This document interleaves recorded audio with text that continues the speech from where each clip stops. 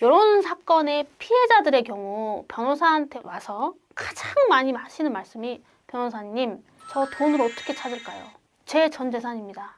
또는 뭐에 혹했는지 본인뿐만 아니라 가족이나 친구들 돈까지 끌어온 경우, 그런 경우는 이제 가족 관계까지 완전히 파탄나게 되는 거죠. 그래서 이런 사기 사건 피해자님들은 가장 중요한 게 돈을 최대한 빨리, 최대한 많이 회수하는 거예요.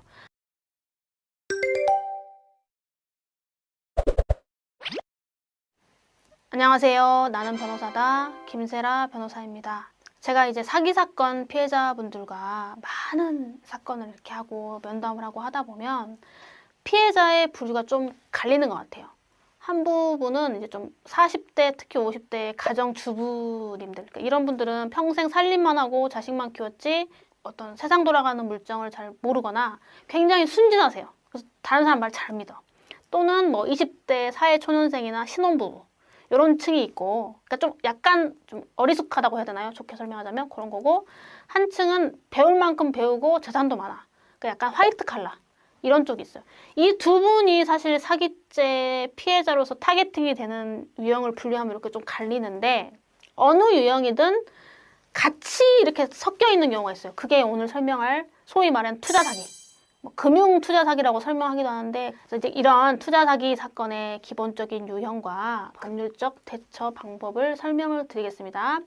유형은 이런 거예요. 뭐 유사수신, 그 다음에 불법 금융 투자업, 그리고 기획 부동산 사기. 유사수신은 여러분 잘 아시겠지만 원금 보장, 수익 보장. 근데 걔네들이 나라에서 허가받은 업체가 아니야. 국가로부터 등록이나 이런 허가 같은 절차를 거치지 않은 상태에서 원금과 수익을 보장한다는 이유로 엄청나게 많은 사람들을 통해서 많은 돈을 수신해 모아요. 그런데 그 돈을 실제로는 다 개인적인 채무 변제나 자기 유흥비, 사치비 이런 데 써서 다 탕진해버리는 이런 형태고, 그 다음에 이제 기획부동산 사기는 이런 거예요. 이거 여러분 어디 막 진짜 이제 그거 바로 옆에가 투자 개발이 된다. 뭐가 들어온다. 개발이 된다라고 해서 개발 호재가 있는 땅이라고 해서 파는데, 사실은 그 개발 호재 있다고 해도 100년 전부터 얘기야. 소문만 있을 뿐이지 실제로 그런 게 진행되거나 한 건 없고, 진행될 가능성도 없고, 그리고 실제로는 또 만약에 정말 있다고 해도 그런 게 뭐 들어와. 여기에 뭐가 시설이 들어와도 지금 이 땅하고는 거리가 꽤 있어서 사실상의 개발 호재도 아니야. 뭐 그런 거를 사실상 공시지가보다 몇백 배, 몇십 배에서 몇백 배 뻥튀기해서 비싸게 팔아먹는, 그 실제 가격보다 엄청나게 뻥튀기해서 팔고, 공인지분으로 매수한 경우는 그거 처리하기도 힘들어서 못해요. 그러니까 그거 완전 사기입니다. 네, 그리고 불법 금융투자업은 여러분 저도 이제 유튜브 가끔 보면 리딩방 사기 이런 거 많잖아요. 이게 주식 전문가라고 해가지고 유튜브 방송 하시는 분들도 많고, 네이버나 이런 SNS, 페이스북이나 인스타그램에 광고하시는 분들 되게 많은데, 그분들이 정상적인 투자업을 하시는 그런 자격이 있는 분이라면 상관이 없어요. 원래 투자라는 건 자기 판단하에 리스크를 안고 하는 건데, 그분들이 정상적인 그런 업자가 아닌 거예요. 자격도 없는데, 그리고 지식도 없어. 그런데 마치 자기가 크게 노하우를 알고 있는 것처럼 광고를 하는 거예요. 내가 하라는 대로 하면 큰 돈을 벌 수 있다라고 해서 뭐 구체적인 상품을 막 소개시켜주면서 뭐 얼마를 벌었다, 고수익 뭐 있다 이렇게 해가지고 하는 경우인데, 이런 사건의 피해자들의 경우 변호사한테 와서 가장 많이 하시는 말씀이 변호사님, 저 돈을 어떻게 찾을까요? 제 전 재산입니다. 저 이거 구하려고 비싼 데서 대출을 받아서 갖고 왔는데 그 대출 이자 때문에 지금 완전히 인생이 끝나버렸습니다. 또는 뭐에 혹했는지 본인뿐만 아니라 가족이나 친구들 돈까지 끌어온 경우, 그런 경우는 이제 가족 관계까지 완전히 파탄나게 되는 거죠. 그래서 이런 사기 사건 피해자님들은 가장 중요한 게 돈을 최대한 빨리, 최대한 많이 회수하는 거예요. 가해자들을 뭐 어디 감옥에 쳐놓고 형사 고발하고 이런 거, 고소하고 이런 거는 물론 해야 되는 거지만 그게 사실은 본질이 아니에요. 가해자가 감옥 가서 10년 뭐 있으면 뭐예요? 내 돈을 못 받는데, 내 돈 10억 날라갔는데, 내 재산 다 날라갔는데. 그래서 포인트는 어떻게 피해금을 회수할 것인가 있다. 그래서 첫 번째 전략, 사건에 관계된 사람들을 최대한 많이 특정해야 돼요.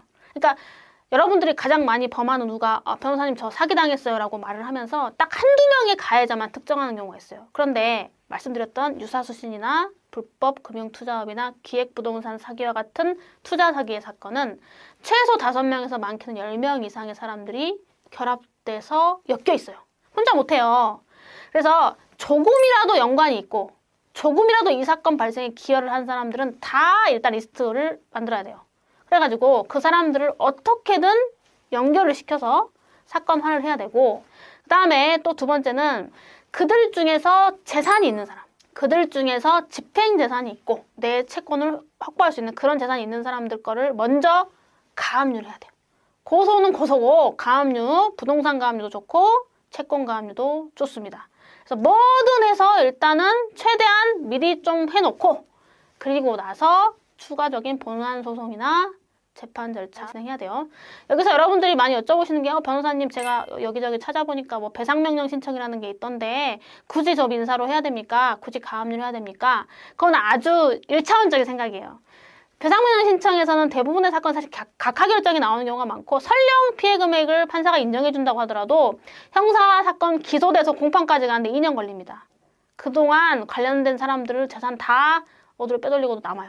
그러니까 사실상 일단 민사를 빨리 할 수밖에 없는데, 본안 소송은 6개월이 갈지 1년이 갈지 2년이 갈지 아무도 모른다. 그래서 이긴다 한들 상대방 재산 없으면 무용지물 되는 거기 때문에 관련된 사람들을 최대한 많이 찾아서 최대한 엮어서 증거자료를 확보해서 재산이 있는 사람들 가압류를 먼저 해놓고 본소송을 진행해라 라는 거고, 또 하나 좀 조심하시고, 이제 최근에도 이런 걸로 상담 오시는 분들이 많아서 제가 조금 간략하게 이 부분 한번 정리를 해봤습니다. 도움이 되시기를 바랍니다. 오늘도 이렇게 시청해 주셔서 대단히 감사합니다.